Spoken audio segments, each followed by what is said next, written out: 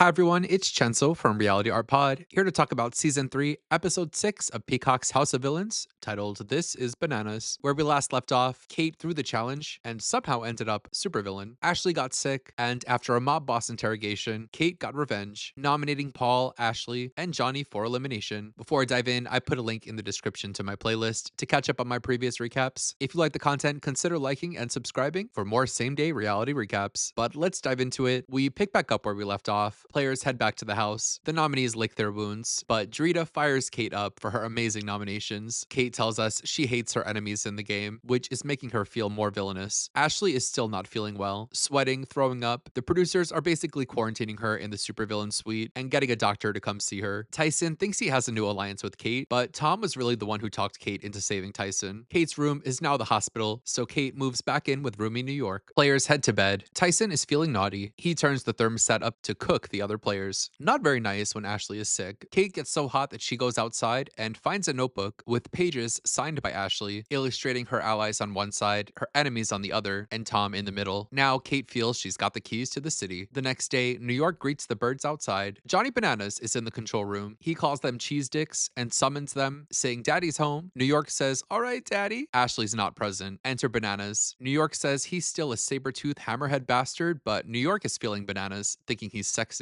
Bananas tells them Ashley was sent to the doctor, and she's been diagnosed with gonorrhea from hooking up with castmate Johnny, and she's been medically pulled from the game. So we lose Ashley here, who I felt was playing one of the best games in there, siding with the stronger players, but not really being a target. We saw her doing some classic Ashley stuff, getting wasted, hooking up in the bathroom. I guess that's where it all goes downhill. Why did she leave her notebook laying around? It sounded like she was pulled from the patio. And why did she autograph the bottom of her list? That seems like planted evidence from production. She's taken away here from urgent care, as anyone who's ever been told a story would predict. They were setting that up for us like we were dumb, and we might be. What was going on with her? Seems like she had the flu, but then we're told she has gonorrhea. But like after saying that, they should have given us a real update, as many viewers will think she really had gonorrhea, and I guess that's what we're left with. Bananas tells them he's gonna host the challenge, and since Ashley is gone, Kate has to choose a replacement nominee. Kate tells us she's gonna use Ashley's list to make her nominations. So in honor of Ashley's list, Johnny, Paul, Ashley, and Tyson are the allies, so Tyson is her new third nominee, and she shows Tom the list, proving he's not really in the alliance. Their redemption challenge is Minion Impossible. Playing in rounds, they'll be given dares. Every dare they're given is worth points. The harder the dare, the more points they'll get. They have to get the other players to be their minions and do the dare so they can score points. They can also do the dare themselves, one round. They get started. Tom quickly falls in line as Tyson's minion. Paul impressively convinces Christine to jump in the pool for just 1 point. This ends up being a way to make people look silly. Tom is going to do Tyson's work, and the girls will do anything for Tyson to be gone. New York thinks Tom is sexy in his maid costume. Things get spicy when they get to choose to either kiss for 30 seconds for guaranteed points or do a banana eating contest for points. Tyson convinces New York to kiss him, so Tyson's married ass and New York's engaged ass make out. Crazy they did this when a housemate was just sent home with gonorrhea. And Drita and Christine compete in a banana eating contest, which Drita wins for Johnny, causing Paul to fall behind in the challenge. Next, they have to put their feet in rats or have a spider crawl on their face. New York says she loves spiders, so she does the spider. Kate and Tom do the rats. New York has really come a long way from not being able to complete a shift at Archibald's. In the final round, for 10 points, they need to lie in a box of worms. Johnny and Paul volunteer to do this one for themselves, and Tyson makes his minion Tom do it for him, with the excuse that he thinks the tiebreaker would be him getting a minion to do all the challenges. So all three compete in the worm challenge, which they complete, leading to a tie between Johnny and Tyson, meaning Paul laid in the worms for no reason. For the tiebreaker, Horny for You, they'll race to eat as many hornworms as they can in 1 minute. Whoa, mama, those are some big fat worms. Tyson beats Johnny, but they both do a great job wolfing down an insane amount of worms. Rest in peace, worms. So Tyson is safe, leaving Johnny and Paul on the hit list. They get to campaigning. Tyson tells Johnny he wants him to stay, telling us he's heard on Twitter that Paul is a mastermind, so he wants Paul out now. Oh, and Bananas leaves on his ribbon tassel handle Vespa. Later, Tom investigates the notebook with Kate. Kate tells Tom the notebook is legit, and Tyson is making deals with everyone, including offering Kate a final two. Tyson catches them talking about him. Oopsie doopsie. Tom asks Tyson right away, who denies leaving Tom out of his plans, lying to Kate, and she knows it. Tyson tries to smooth things over with Tom, but now Tom knows that Tyson has been strategizing behind his back without telling him, even if he did plan to tell Tom about it. The next day, Tyson promises Tom his jury vote, no matter what, and apologizes for withholding the information. Outside, Christine laughs when she's asked if she's a good real estate agent, saying she only went on selling sunset Sunset to wear cute looks. Johnny campaigns to New York. She's looking for a good deal. Johnny tells New York if he stays, he'll be alone, and he'll owe her one. And he has Drita's vote, who was his minion in the challenge. Paul campaigns to Tyson, promising to pay Tyson back if he saves Paul, but Tyson is still leaning toward keeping Johnny, encouraging Johnny to campaign to Tom. So Johnny makes an attempt to smooth things over with Tom, who's still salty with Johnny for considering nominating Tom last round. This conversation gets heated, with Tom saying Johnny is trying to dismiss his feelings, and Johnny denies trying to nominate Tom. Paul sees this tiff as the crack in the alliance that can be exploited, and wants to use this as the biggest point to get Tyson and Tom to vote to keep Paul. This fight gets worse, and leads to them storming off, and Johnny calling Tom a bitch. In the bedroom, Drita tells Christine they need to keep Johnny to piss off Tyson and Tom. Christine thinks Paul will have her back because she was Paul's minion in the challenge, but Drita lays down a hard campaign and makes some good points. They head to the banishment ceremony where Paul is dressed like a gothic priest. Host Joel finally arrives, leaving a note in the pantry on the way. Johnny and Paul make final pleas. Johnny says he was loyal to his allies, saying he comes from a show where he argues with bitches, and today he fought with Tom. Now, if he comes back, he'll be coming after Tom. Tom claps back, saying Johnny calls women bitches, and this turns back into the fight from earlier. Paul's campaign is similar, that Paul will be alone in the game, but New York interrupts Paul's speech, saying it's fake, just like Paul is a fake priest, and no one wants a communion cracker, and Paul will not be the new pope. With that, players get to voting, and in the results, by a vote of 4-1, Johnny was banished from the game, with Drita once again the only vote to save the eliminated player. So we lose Johnny here, who I didn't think was villainous enough to be on the show before. He comes here, hooks up with Ashley, flirts with Christine, which is his usual fare, but after his behavior, especially in the end here, fighting, being so unreasonable with Tom, calling women in general bitches for no reason, I do see him as a villain, and also think he's such a terrible player who could have stayed, but played himself out of the game. And that ends the episode. I'm left wondering what the note Joel left in the pantry says. I thought they would cancel this elimination to keep things on schedule, and the only fair thing to do would be to let Plain Jane back into the game as the last eliminated player before Ashley left. After these two departures this episode, the season gets some more room to breathe. I no longer feel the guys are steamrolling the girls. Kate broke open the game for anyone to win. Well, maybe not Christine. But that's all I have to say about this episode. Let me know in the comments what you thought of the episode, Ashley and Johnny being gone, Aria. If you like this video, consider liking and subscribing. I'll be back next week with more House of Villains. Until next time, you know where to find me. Bye.